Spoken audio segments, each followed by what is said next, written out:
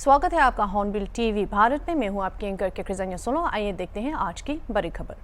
भाजपा के राष्ट्रीय महामंत्री दुष्यंत कुमार गौतम की कार में अज्ञात वाहन से टक्कर हो गई। उन्हें निजी हॉस्पिटल में भर्ती कराया गया है।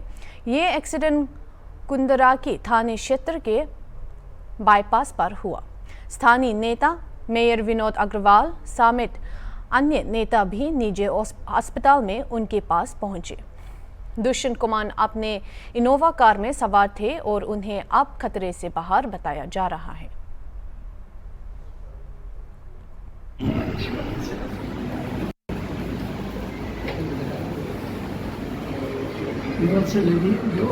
एक मिनट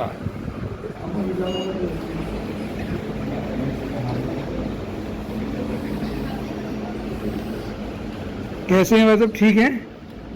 वाले पूछ रहे हैं सब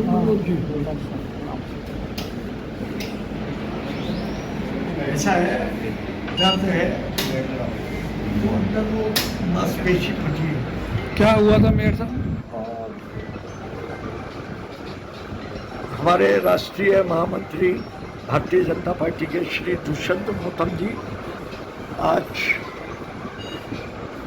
शाहजहाँपुर से मीटिंग करने के बाद दिल्ली लौट रहे थे और मुरादाबाद में सडनली रुकने का प्रोग्राम था खाली चाय पीने के लिए। तो रास्ते में मैं 0 पॉइंट पे ही आपको रिसीव करने के लिए गया हुआ था। तत्काल आपसे संपर्क में था, फ़ोन आया कि ऐसे ऐसे गाड़ी का एक्सीडेंट हो गया है, जल्दी से एम्बुलेंस और वो लेके आ जाओ। तो मैंने एकदम तत्काल में प्रशासन को इसकी सूचना दी, कप्तान साहब को, और एम्बुलेंस के लिए 112 नंबर पे फ़ोन करा।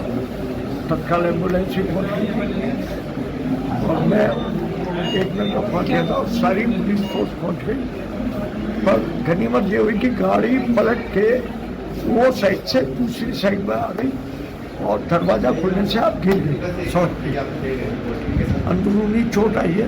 अब इनकी तबीयत कैसी है? और एक्सरे करा दिया है, अल्ट्रासाउंड करा दिया है, सारी MRI वगैरह चेकअप करा दिया है। डॉक्टरों ने कहा है कि सीरियस वाली ऐसी कोई बातचीत नहीं है, पर अभी आराम की ज़रूरत है। इन्हें कम से कम हफ्ता 10 दिन आराम करना पड़ेगा, क्योंकि रिब्स में, कमर में, रीढ़ की हड्डी में चोट है। ठीक। भाजपा के प्रदेश अध्यक्ष भूपेंद्र सिंह चौधरी के नए निवास और डेवलपमेंट को भाजपा का मुख्य एजेंडा बताया। उन्होंने मोदी के कार्यकाल से जनता के बीच अच्छी प्रतिष्ठा प्राप्त की बात की और प्रधानमंत्री और उत्तर प्रदेश के मुख्यमंत्री की नीतियों से भी जन समर्थन की बात कही। उन्होंने गोंडवाना पार्टी और सामाजिक न्याय नवालोक पार्टी तरफ से भाजपा को समर्थन देने की भी बात कही।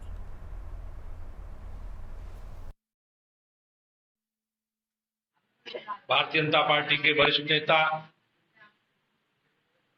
हमारे पूर्व प्रदेश अध्यक्ष और उत्तर प्रदेश सरकार में वरिष्ठ मंत्री आदरणीय स्वतंत्र देव सिंह जी, आदरणीय संजय राय जी, शिवभूषण जी, हिमांशु जी और सामाजिक न्याय नवलोक पार्टी के राष्ट्रीय अध्यक्ष श्री लेखराज सिंह जी,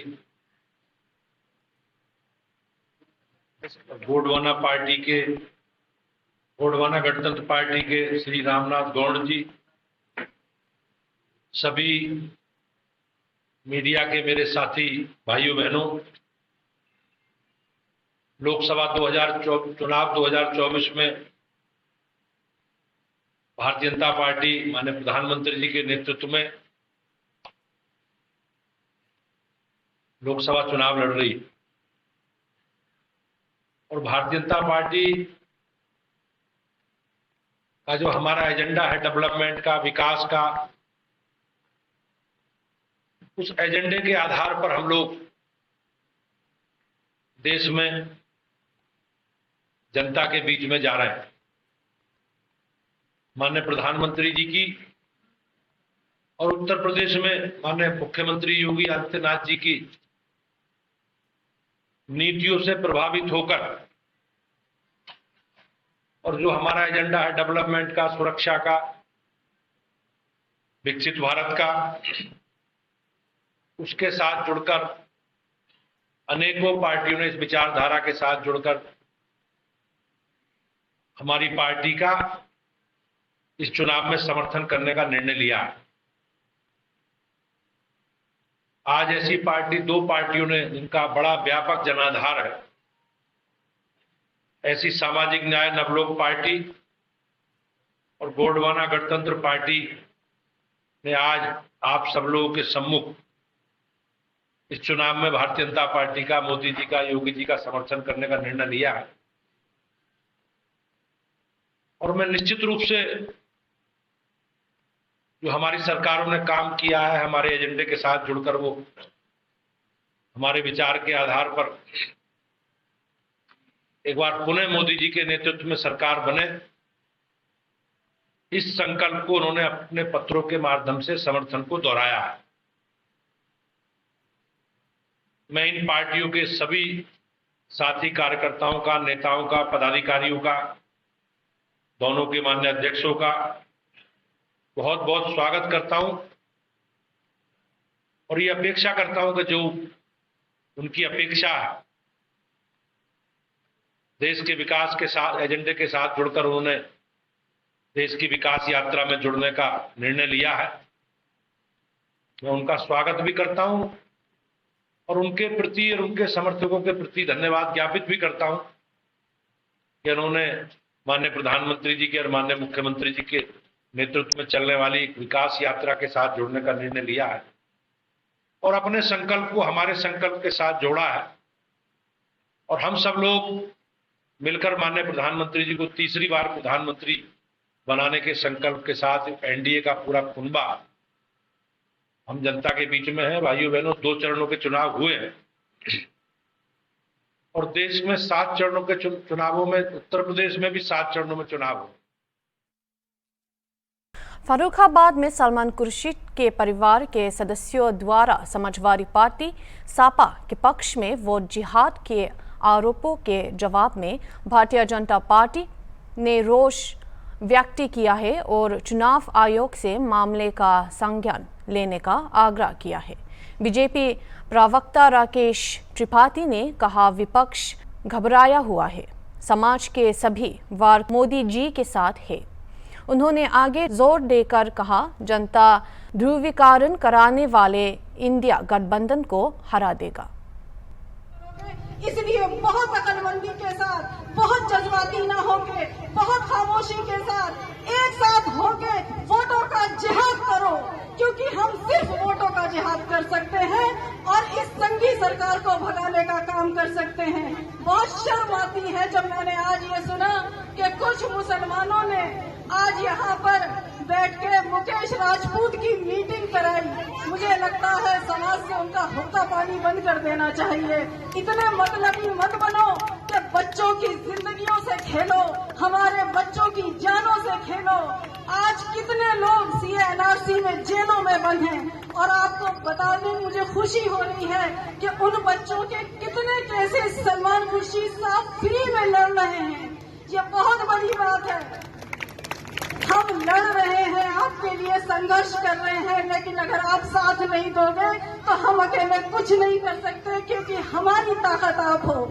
फर्रुखाबाद में कांग्रेस पार्टी के नेता सलमान खुर्शीद के परिजन आज वोट जिहाद की बात कर रहे हैं, मुसलमानों के हुक्का पानी बंद करने की बात कर रहे हैं जो भाजपा के पक्ष में जाएंगे।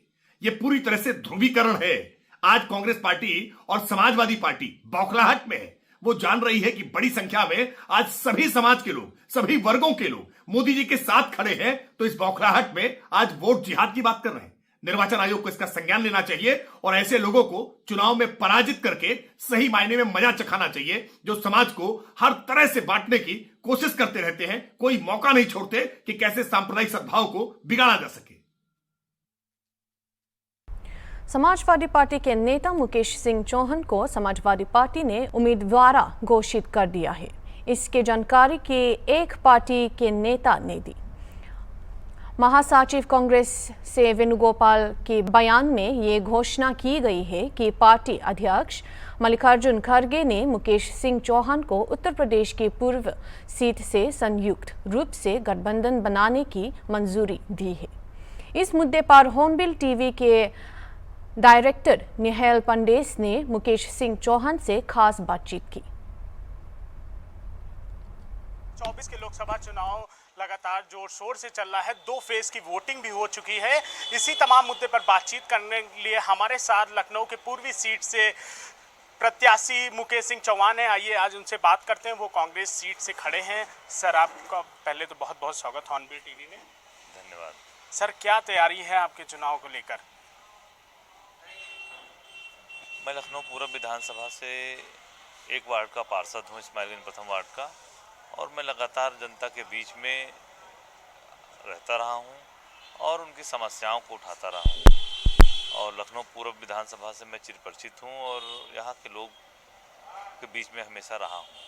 कांग्रेस पार्टी ने मुझे इस बार उपचुनाव में टिकट दिया है और कांग्रेस का वर्कर गली मोहल्लों में जाकर हमारे पम्पलेट को, कांग्रेस की नीतियों को बता रहा है। मुझे विश्वास है कि ये स्थानीय मुद्दों पे जो चुनाव है लखनऊ पूर्व विधानसभा का, इस बार कांग्रेस पार्टी जीतने जा रही है। क्या लग रहा है, बीजेपी ने आपके सामने ओपी श्रीवास्तव को उतारा है, बड़ी चुनौती है आपके सामने, क्या लग रहा है?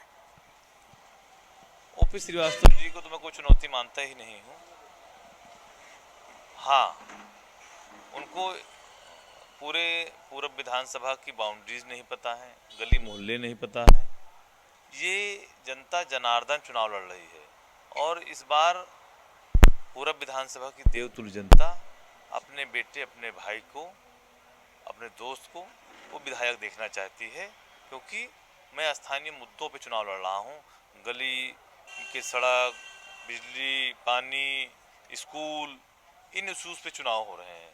ये लोकल बनाम ओकल चुनाव है, लोकल और ओकल चुनाव है। अब लोग चाहते हैं कि बीजेपी को यहाँ से उखाड़ फेंकना चाहते हैं और एक अपने साथी को विधायक बनाना चाहते हैं। आपके क्या मुद्दे रहेंगे जनता के बीच? क्या जनता को विश्वास दिलाएंगे इस बार वोट देने के लिए? लखनऊ पूर्व विधानसभा में कई मोहल्लों में बहुत भीषण जलभराव होता है, जैसे इंदिरा नगर में होता है, शक्ति नगर में होता है, शंकरपुरवा में होता है, पटेल नगर में होता है। जो जलभराव है उसको ख़त्म करने का काम करेंगे, प्रयास करेंगे यहाँ की जनता जब मुझे विधायक बनाएगी। साथ ही साथ मैं लड़कियों के लिए डिग्री कॉलेज बनाना चाहता हूँ कि उनको एक अच्छी शिक्षा मिल सके। साथ ही साथ जो मेट्रो है, अभी केवल आईटी से और यहाँ तक आई है हमारी विधानसभा में, लेकिन मैं आगे भी अपने विधानसभा में उसका विस्तारीकरण चाहता हूँ कि उसको विधायक बनने के बाद मैं मेट्रो को आगे बढ़ाने का काम करूँगा। सर, 2 फेज की वोटिंग हो चुकी है और जो वोटिंग परसेंटेज है वो काफ़ी कम है। ऐसा क्यों हो रहा है कि इस बार वोटिंग परसेंटेज काफ़ी कम जा रहा है? क्यों अभी 5 फेज की वोटिंग बची है?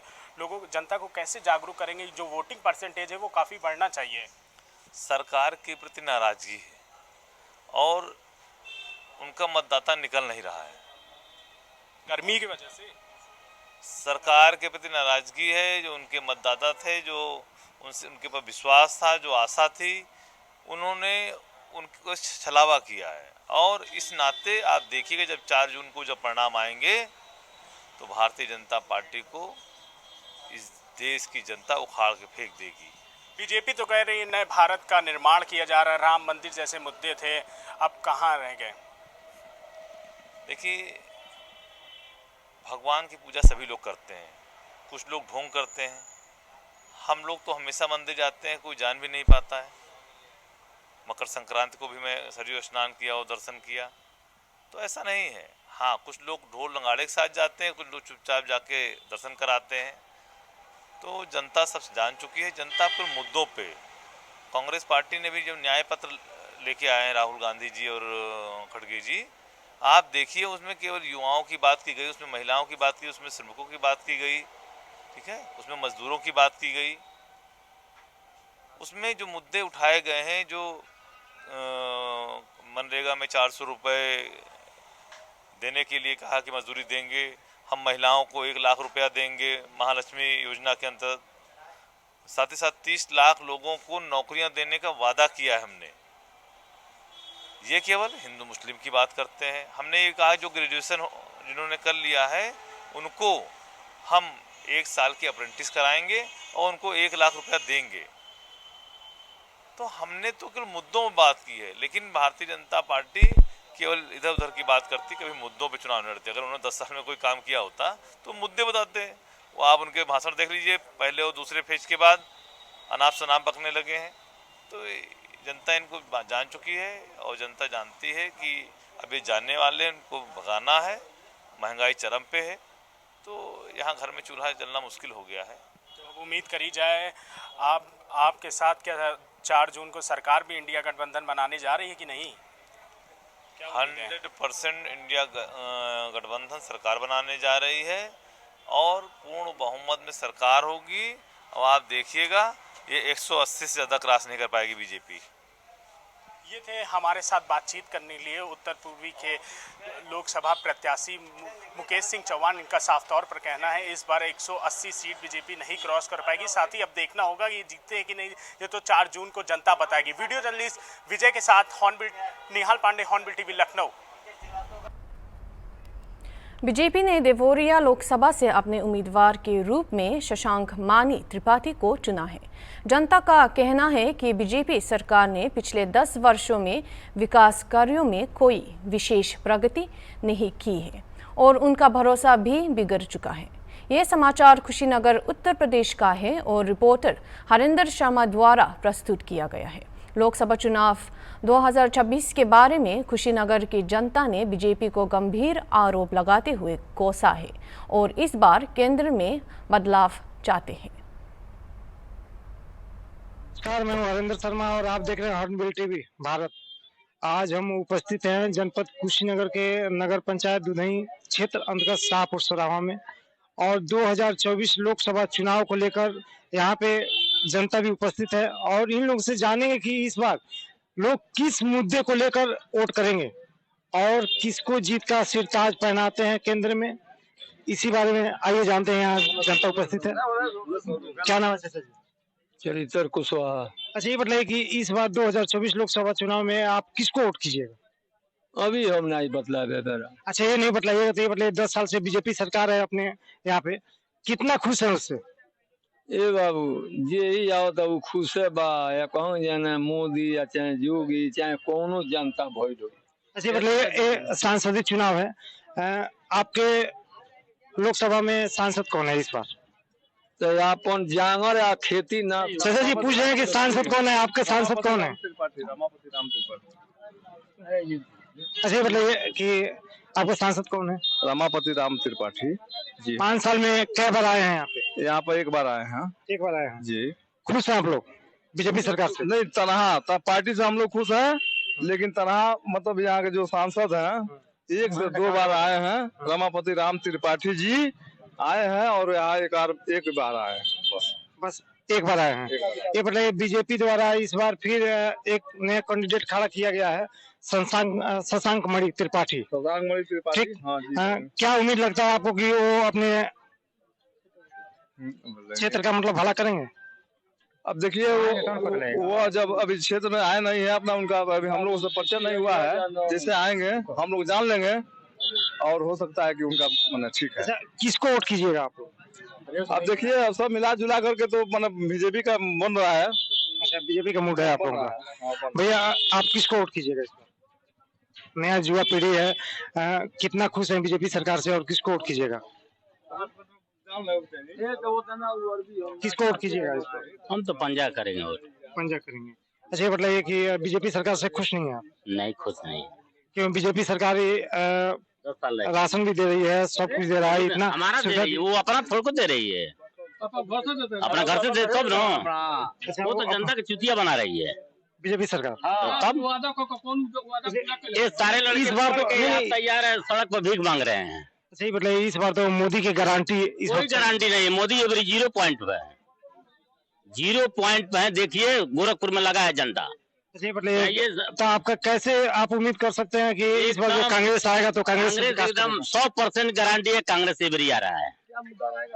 हाँ, मुद्दा इसी तरह है। किस मुद्दा पे चुनाव? चुनाव का दूसरा चरण संपन्न हुआ। तीसरा चरण 7 मई को होना है।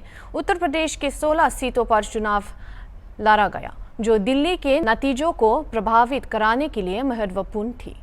उत्तर प्रदेश को जिताने महत्वपूर्ण है क्योंकि ये अक्सर दिल्ली का भाग्य निर्धारित कराता है, जिससे भाजपा का लक्ष्य सभी 80 सीटें सुरक्षित कराना है। हालांकि इन 16 सीटों पर कम मतदान ने पार्टी को बेचैन कर दिया है। संभावित तेवर गर्मी या सदारू दाल के प्रति असंतोष का कारण हॉर्नबिल टीवी ब्यूरो के प्रमुख अनूप चौधरी ने पत्रकार और चुनाव विश्लेषक प्रभात त्रिपाठी के साथ इस पर चर्चा की, जिन्होंने 80 और 400 पार महत्व सहित दिलचस्प जानकारी प्रदान की। आइए देखते हैं। भारतीय जनता पार्टी ने यूपी में लक्ष्य रखा है 80 सीट जीतने का, और पूरे देश की बात की जाए तो भारतीय जनता पार्टी का लक्ष्य है 400 पार का। हालांकि अभी 2 चरण के चुनाव हो चुके हैं। पश्चिम उत्तर प्रदेश में जिस तरह से जो वहां की जो जनता ने साइलेंट वोट किया, उससे लेकर कहीं ना कहीं भारतीय जनता पार्टी भी पशु पेश में। हमारे साथ मौजूद हैं वरिष्ठ पत्रकार और चुनावी विश्लेषक प्रभात त्रिपाठी जी। हम उनसे बात करेंगे क्योंकि अभी वो पश्चिम से दौरे से लौट के आए हैं, जो वहां पर जब सेकंड फेज का चुनाव चल रहा था, मेरठ, बागपत, बुलंदशहर, गाजियाबाद, ऐसे तमाम 8 सीटों पर चुनाव हुए। वहां वो खुद मौजूद थे और जो कहते हैं ना कि जो वोटर्स की टोह लेना, वो खुद वो टोह ली है। और हमसे जानेंगे कि आखिर जो सेकेंड फेज का चुनाव हुआ था, भारतीय जनता पार्टी के पक्ष कितना फेवर में गया। सर, आपका स्वागत है।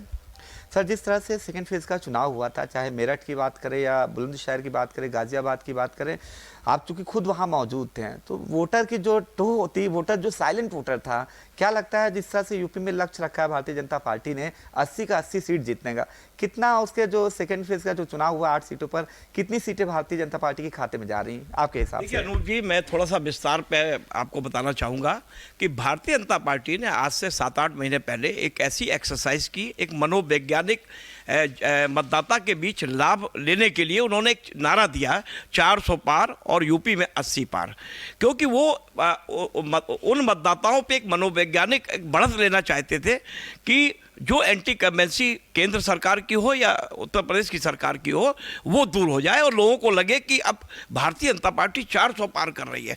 लेकिन जब धरातल पे, जब जमीनी हकीकत जानने के लिए मैं पहुंचा पश्चिम में, क्योंकि अभी 2 चरण के चुनाव में 16 सीटों का चुनाव हो चुका है, और वहाँ जहाँ से एक पश्चिम से एक बयार बहती थी किसी भी पार्टी की, जो पूर्वांचल तक जाती थी और सत्ता में वही काबिज होता था, इस बार एक बदली हवा दिखाई दे रही वहाँ की, क्योंकि जो ग्राउंड लेवल पे जो मतदाता वहाँ का है, चाहे वो किसान हो, चाहे वो गन्ना बेल्ट, वहाँ पश्चिम में बहुत बड़ी गन्ना बेल्ट है, चाहे वो आपका व्यापारी हो या आपका